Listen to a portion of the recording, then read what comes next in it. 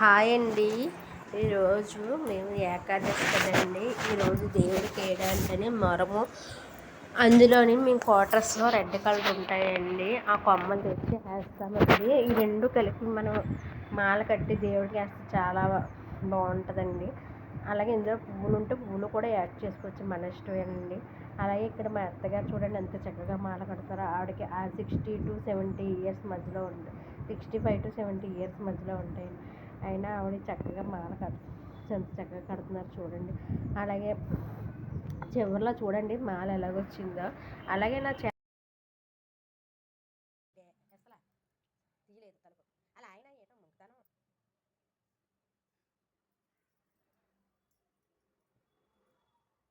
గుర్తుంటే ఎప్పుడో కట్టించేసేది 2 వారాల నుంచి ఇందులో వదిలేసానంటే మరం పాడవదు.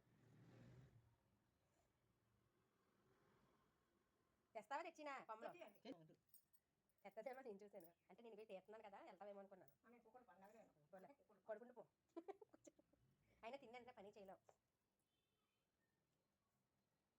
ఇలా చూపించండి ఎంత వచ్చింది బాగా. తిన్నదే 4 కొమ్మలు తెస్తే ఇంకొక పెద్దది వచ్చినావు. 4 కొమ్మలు తేంటే తేలేదు. నేను సరిపోతాయి అనుకుని కూర్చున్నాను. ఏది ఇలాగే మన అయిపోయినట్టేనా? ఇంకా ఇవి ఇవన్నీ మిగిలే